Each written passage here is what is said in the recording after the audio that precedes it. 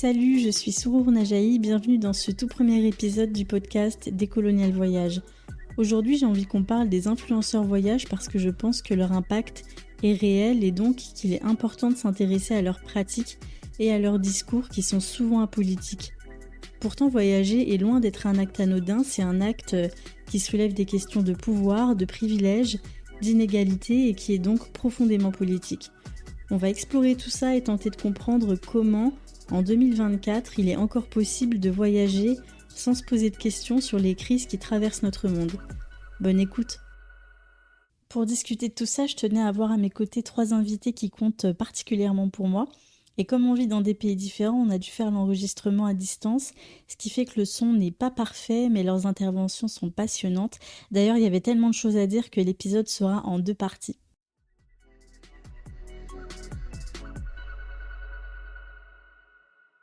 Pour inaugurer ce tout premier épisode, j'ai invité 3 personnes que vous connaissez peut-être déjà.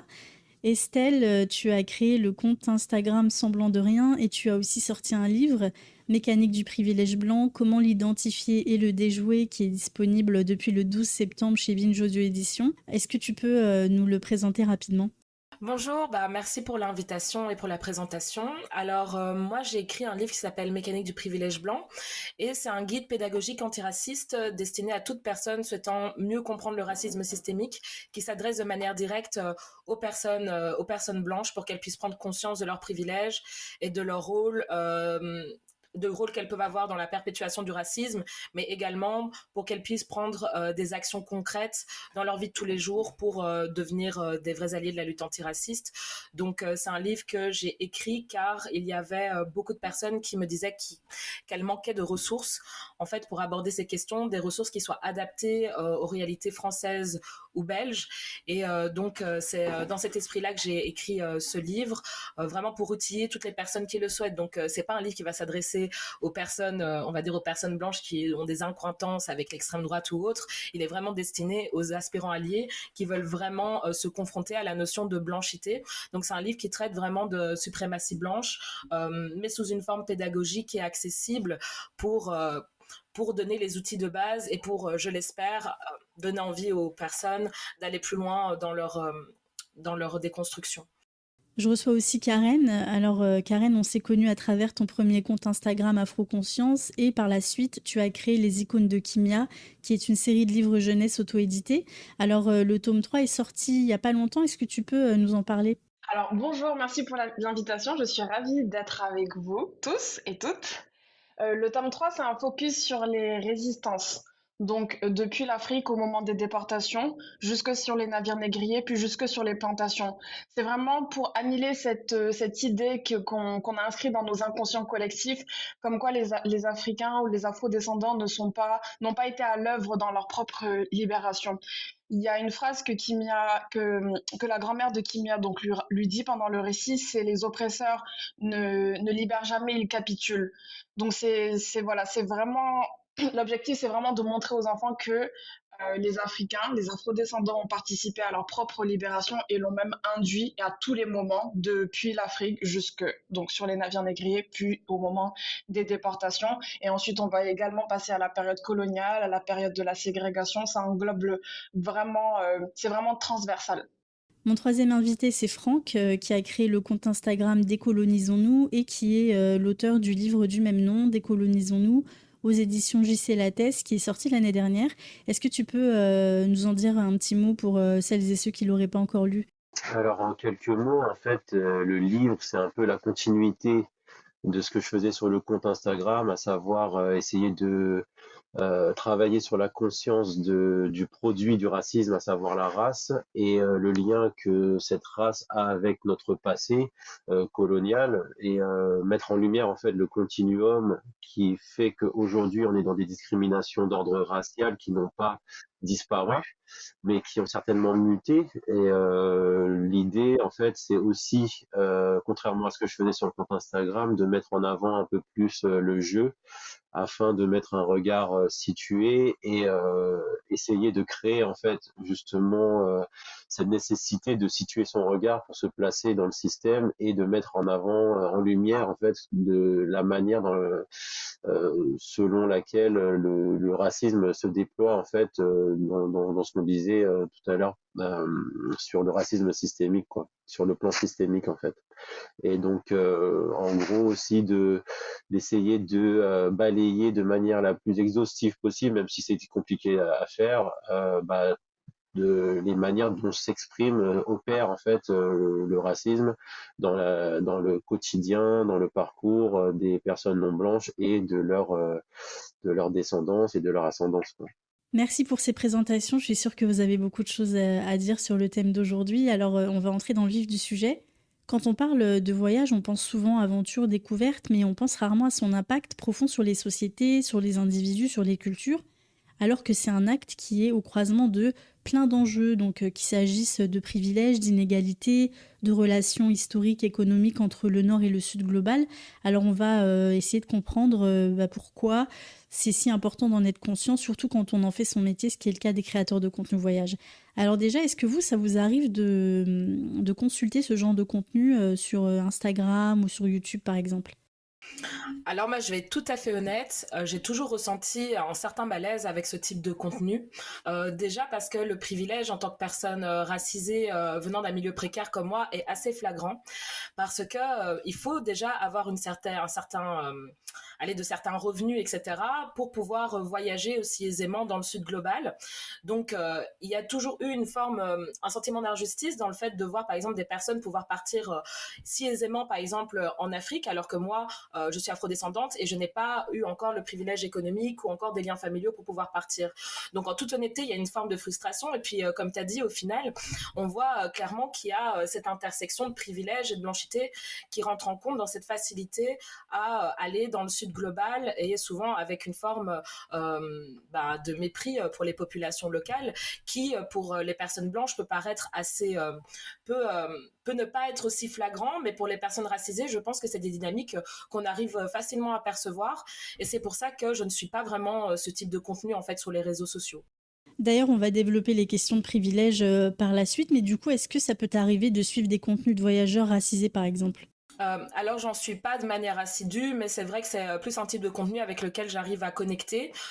Puis aussi, j'ai plus commencé à suivre ce type de contenu quand c'était des personnes afrodescendantes qui donnaient des tips pour savoir quel pays était safe où voyager, etc.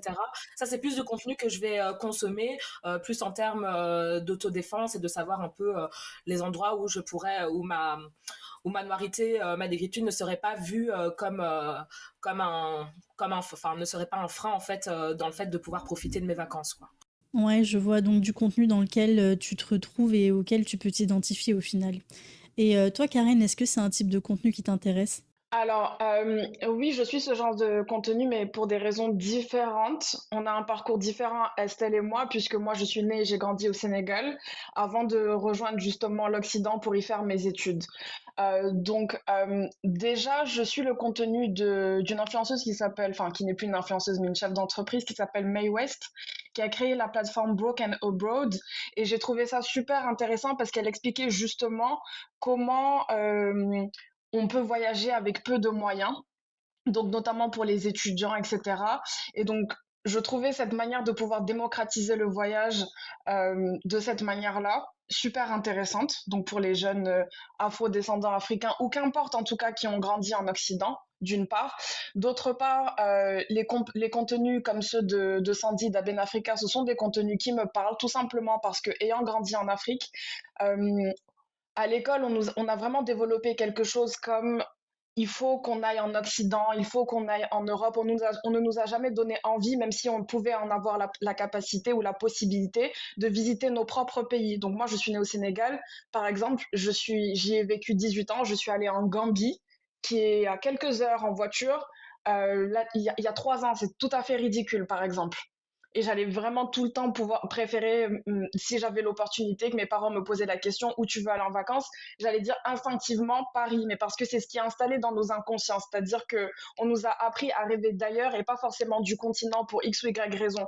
Donc je trouve ça intéressant de voir la manière dont en tout cas dont certains de ces influenceurs, même s'il y en a peu, arrivent à mettre à l'honneur la beauté et de nos héritages culturels. Et c'est surtout la manière dont c'est fait, c'est-à-dire qu'ils vont vraiment à la rencontre des populations locales, ils essayent de comprendre leur environnement et ils essayent de nous le transmettre, en tout cas pour ces personnes, ces deux personnes dont on a parlé, de la manière la plus saine possible. On ne peut pas en dire autant pour tout le monde, ça c'est clair. C'est pour ça qu'il faut vraiment faire la part des choses quand on suit certaines personnes sur les réseaux sociaux. Voilà.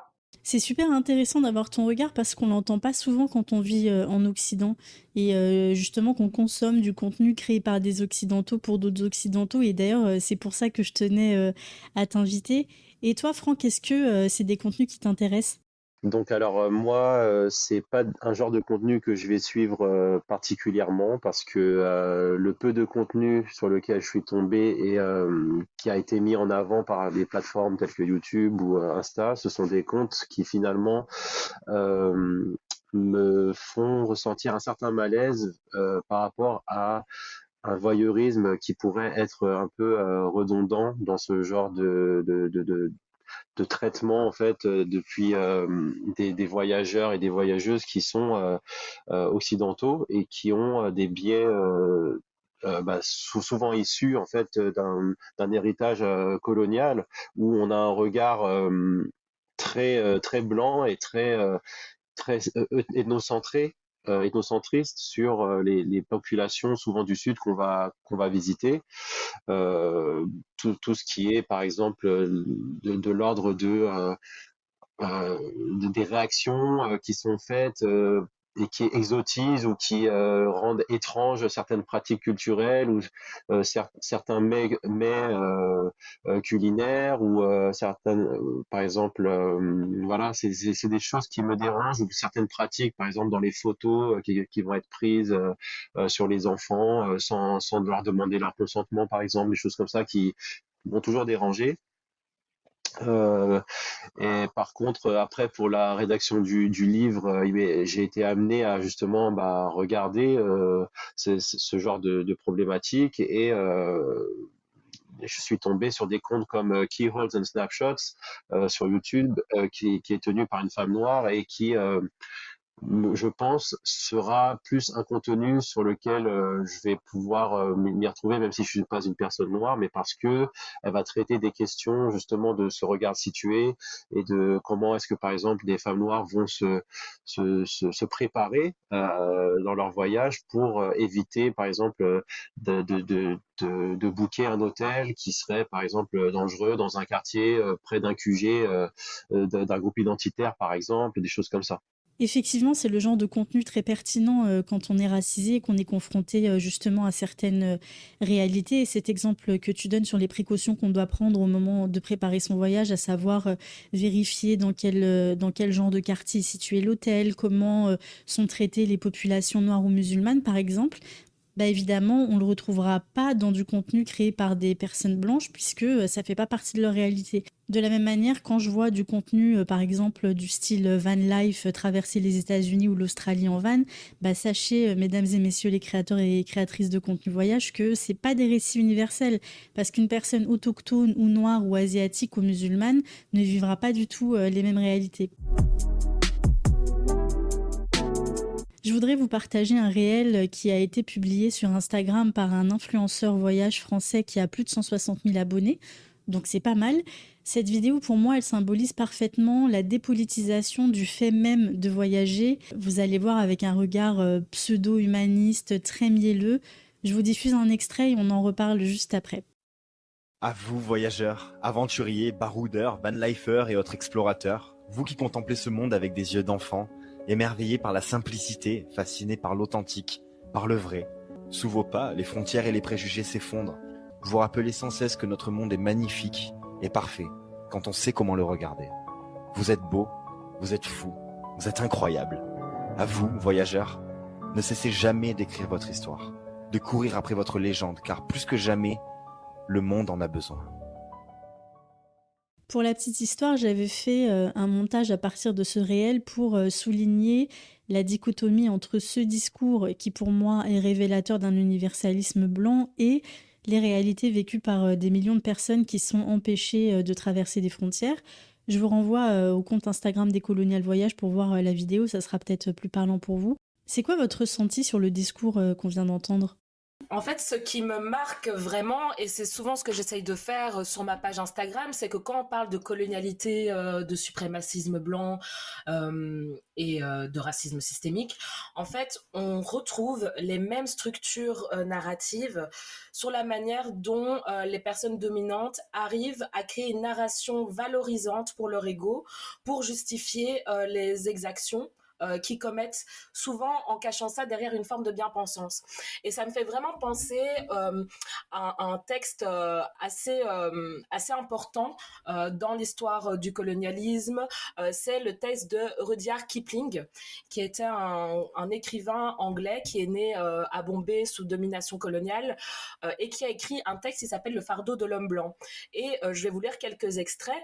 Il y a des extraits qui, même si on voit que c'est pas la même époque, qui me font vraiment penser à la manière dont il arrive à créer un discours pour valoriser en fait cette pratique du tourisme occidental. Donc prenez le fardeau de l'homme blanc, envoyez le meilleur de votre descendance, promettez vos fils à l'exil pour servir les besoins de vos prisonniers, pour veiller sous un lourd harnais sur un peuple folâtre et sauvage, vos peuples boudeurs tout juste pris, moitié démon, moitié enfant, prenez le fardeau de l'homme blanc. Et en fait, il y a aussi un autre passage qui dit de rechercher le profit d'un autre et de travailler pour qu'un autre y gagne. La manière dont Rudyard Kipling a écrit ce texte qui a permis en fait de vendre un peu cette image de la colonisation comme étant une œuvre de bienfaisance, ce qui est assez déroutant en fait, c'est qu'on voit bien que dans les rapports de colonialité, on retrouve plus ou moins les mêmes dynamiques dans la manière dont cet influenceur-là arrive à mettre une narration positive sur le voyage. Évidemment, c'est pas la même époque, mais je trouve quand même qu'on retrouve souvent les mêmes mécaniques en fait qui s'adaptent d'époque en époque. Enfin, moi, je trouve ça assez parlant. Et aussi le passage où il dit qu'il n'y a pas de que là il n'y a pas de préjugés, aucun jugement.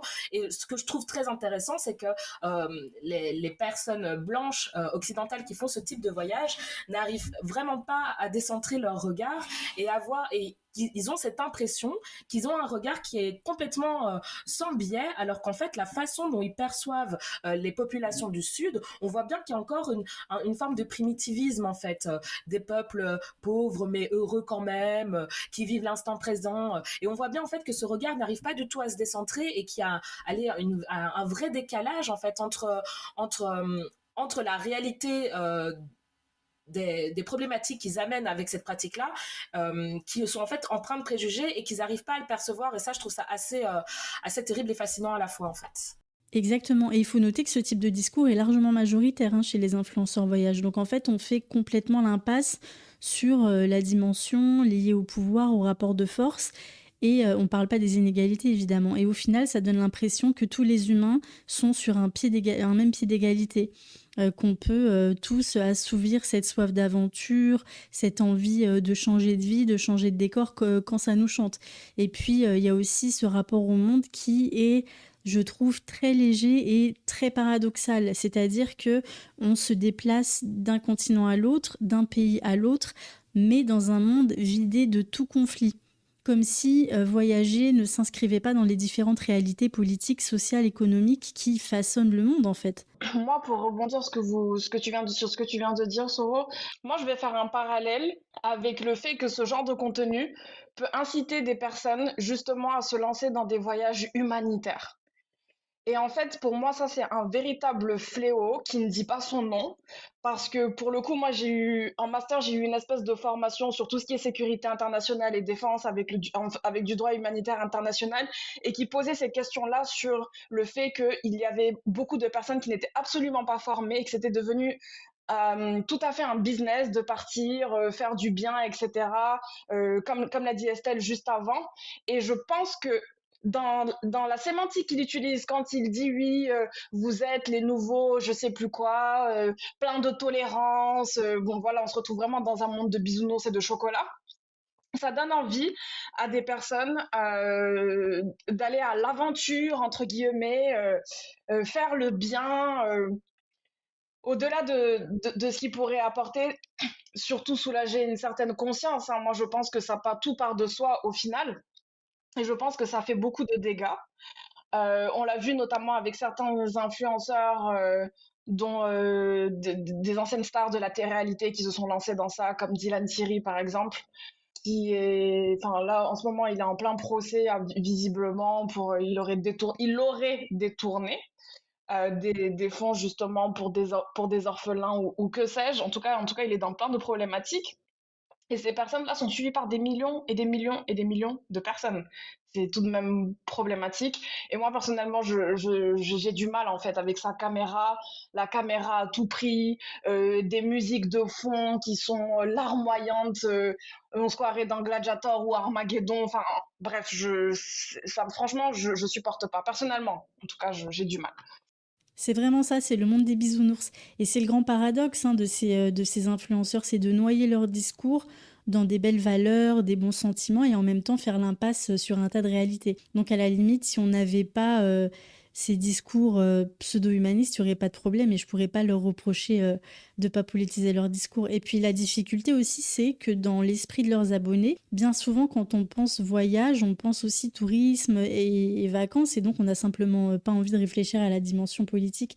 Et je pense que c'est ça l'enjeu principal, c'est comment mettre au centre toutes ces questions, sachant que ces influenceurs voyage, ils rassemblent des centaines de milliers, si ce n'est des millions d'abonnés, et que donc ils ont un impact qui est réel et une responsabilité aussi dans la manière dont on perpétue certaines façons de voyager et de raconter ces voyages.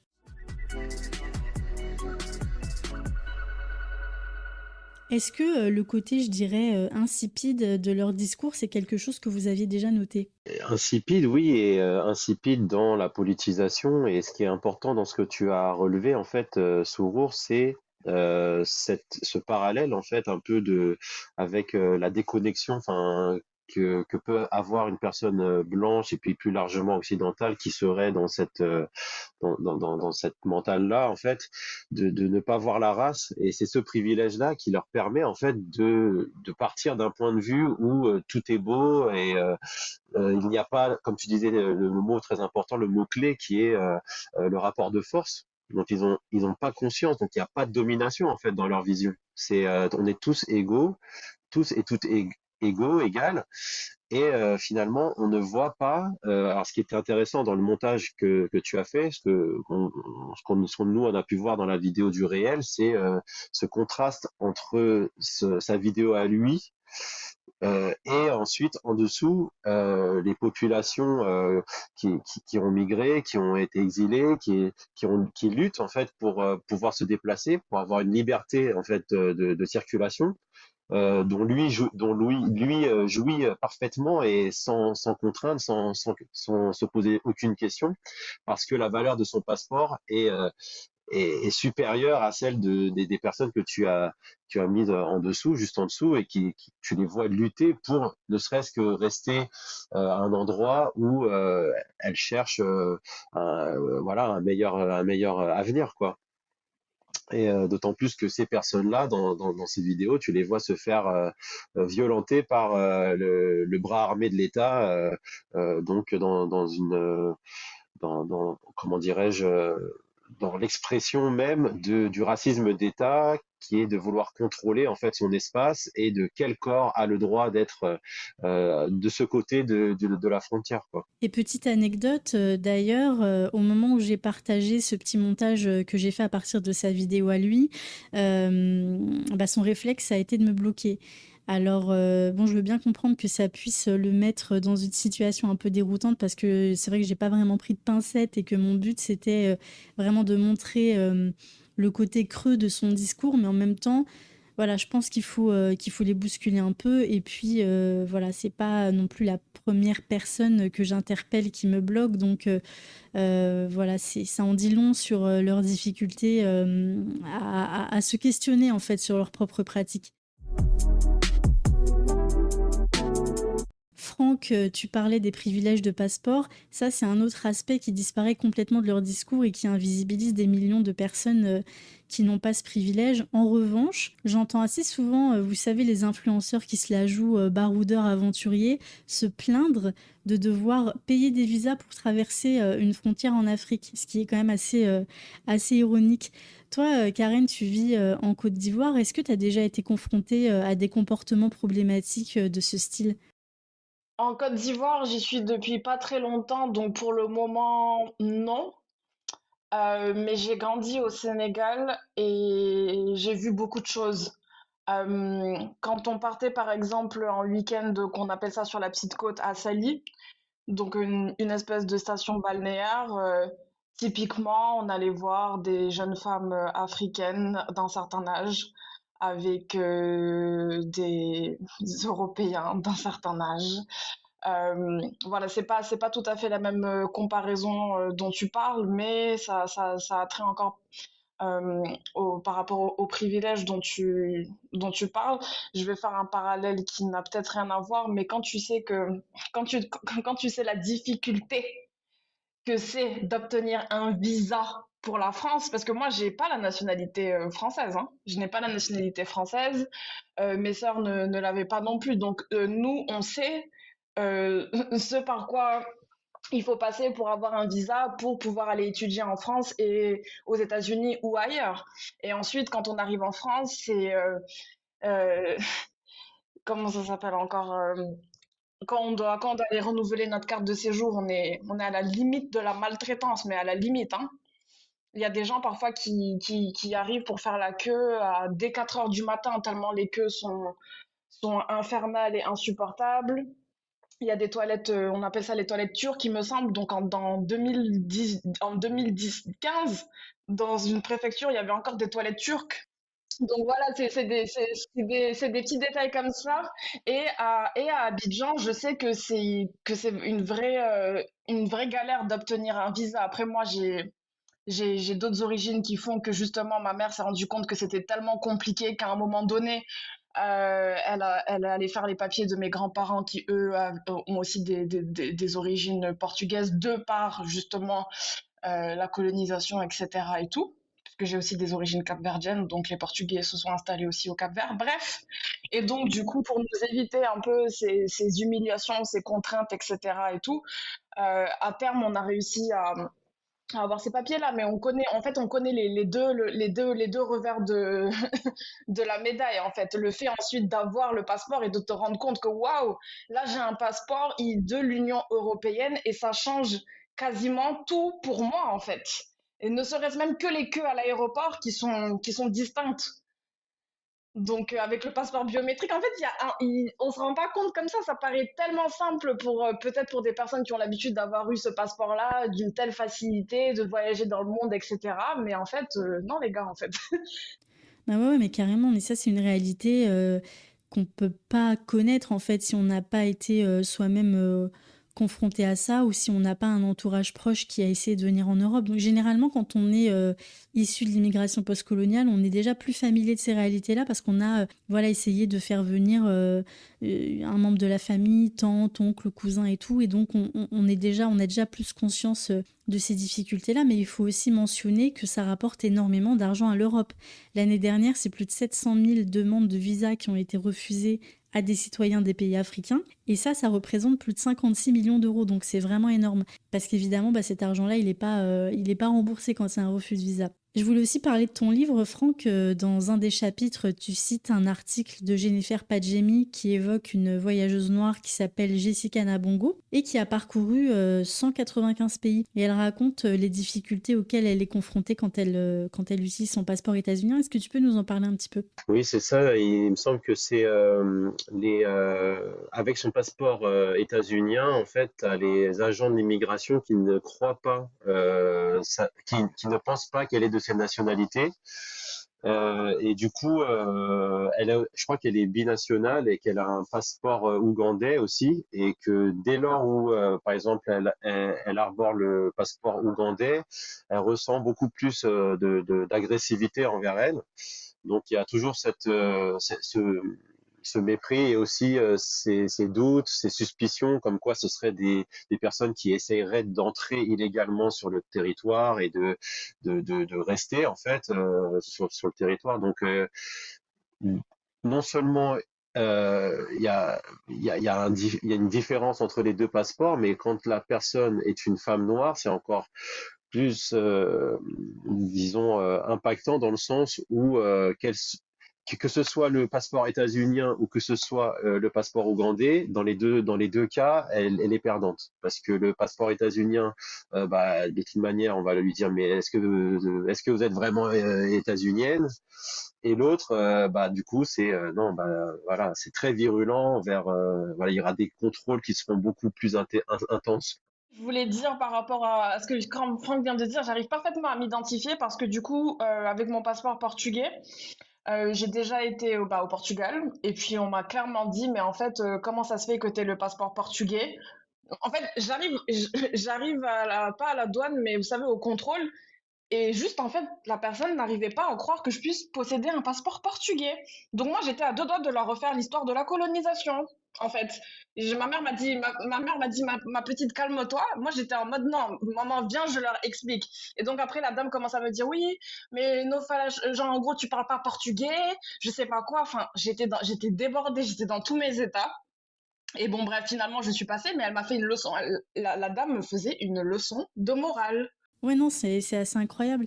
Moi, la pire chose qui m'est arrivée, je pense, c'est quand je suis allée aux États-Unis pour la première fois. Donc, je suis partie en bus depuis Montréal. Et une fois arrivée au passage de frontière, l'agent, donc, il regarde mon passeport. Et en fait, dans mon passeport, il y avait plusieurs tampons écrits en arabe, étant donné que j'avais été plusieurs fois en Tunisie. Et là, il me demande, mais de manière hyper virulente, est-ce que vous parlez arabe? Et est-ce que vos parents communiquent avec vous en arabe? Et c'est vraiment cette deuxième question m'avait vraiment marquée.